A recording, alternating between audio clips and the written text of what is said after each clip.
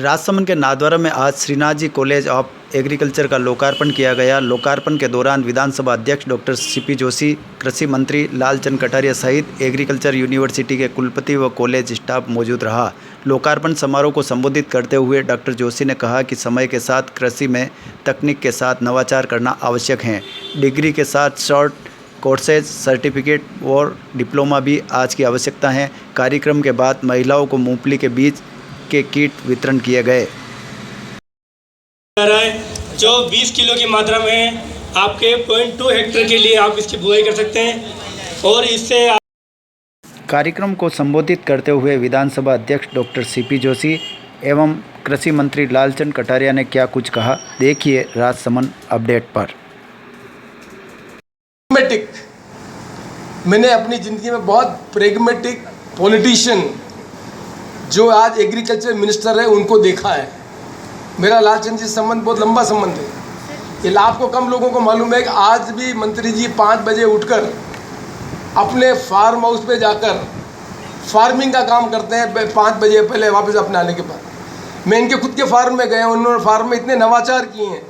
वो जो इलाका उसके आसपास ज़मीन थी, पानी डेवलप नहीं हो रहा था, वहाँ उन्होंने अलग अलग चीज़ें करके वहाँ पर एक अच्छा फार्म हाउस डेवलप किया है।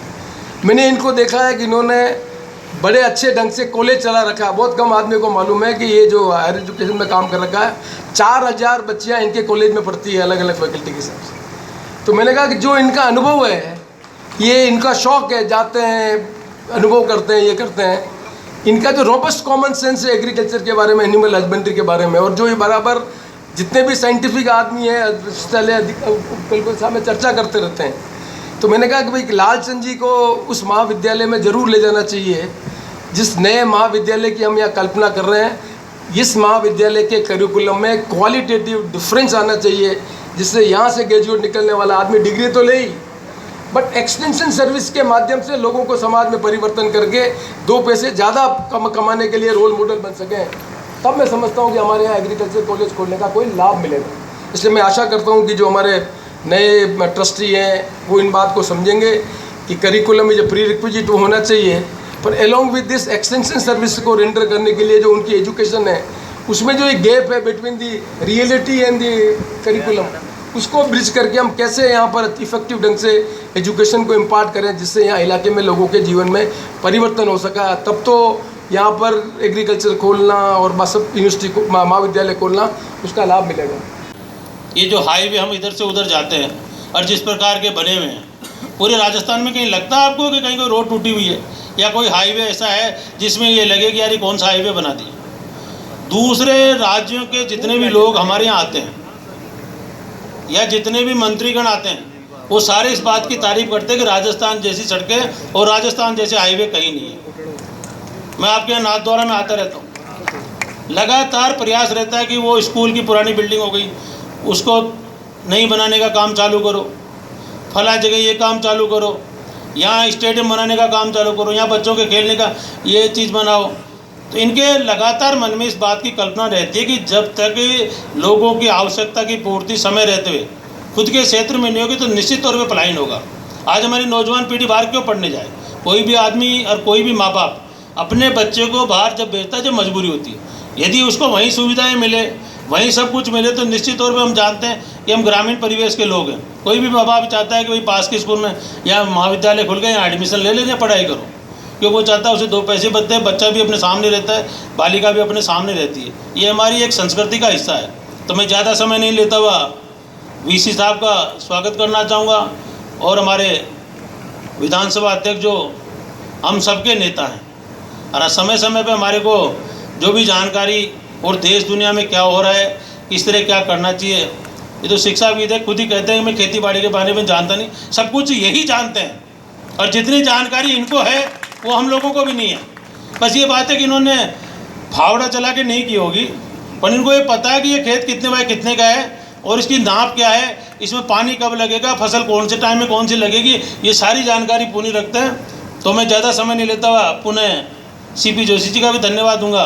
यहाँ पे लगातार जो ये प्रयास हो रहा है, इससे हमारे को भी मोटिवेशन मिलता है। जब हम यहाँ आते हैं तो दूसरे दिन जाके हम भी हमारे विधानसभा क्षेत्र में लगते हुए कि हमको भी कुछ न कुछ करना चाहिए।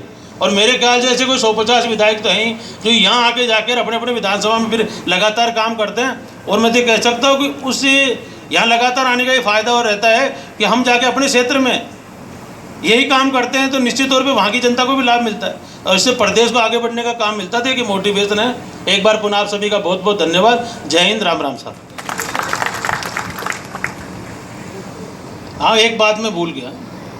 सीपी साहब ने कहा कि जब एग्रीकल्चर महाविद्यालय है और जब मैं खुद ही भाषण दे रहा हूँ कि पशुपालन और एग्रीकल्चर का चोली दामन का साथ है, ये दोनों अधूरे रह जाते हैं, तो यहाँ वेटनरी कॉलेज भी खुलनी चाहिए। साहब ने मुझे कहा ये बात है भी सही कि जो बच्चा यदि खेती के बारे में जानकारी रखता है और यदि उसको पशुपालन की जानकारी भी यही मिल जाए तो दोनों कामों में सफलतम रहेगा।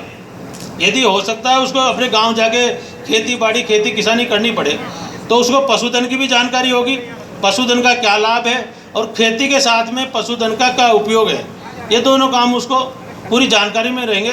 तो मैं तो ये कह रहा हूँ कि आप अप्लाई कर दें। मैं विभाग की तरफ से यहाँ तुरंत पशु महाविद्यालय भी इसी कैंपस में जो आप बताएं आप अप्लाई कर देंगे। मैंने वीसी साहब को इनको कहा है, आपके जो प्रधानाचार्य हैं, ये ऑनलाइन अप्लाई होता है विभाग के अंदर ही, और उसके में तो मैं चाहूँगा कि मैं तो खुद ही इस बात के लिए, जैसे साहब ने कहा, मैं बिल्कुल होना चाहिए। और ये बात भी सही है कि ये जो पशुपालन का जो डेयरी का काम है, क्योंकि आपकी डेयरी भी अभी 1-1.5 साल पहले आई है। अब आप अंदाज़ा लगाओ कि जब हमें डेयरी के उद्घाटन में आए थे उस दिन 8000 लीटर दूध उत्पादन था आपके राजसमंद जिले का, और आज 46,000 लीटर है एक साल के अंदर। कल हमने शायद 50-60 लाख रुपए का अनुदान बांटा है, उसमें आने वाले समय में करोड़ों में जाएगा। तो ये जो सारा पैसा है वो यहीं के किसान भाइयों के उपयोग में आएगा, उनके परिवारों के लिए आएगा, परिवारों को आर्थिक रूप से ताकत मिलेगी, तो निश्चित तौर पर परिवार आगे बढ़ेंगे। तो आप लोगों को पुनः धन्यवाद।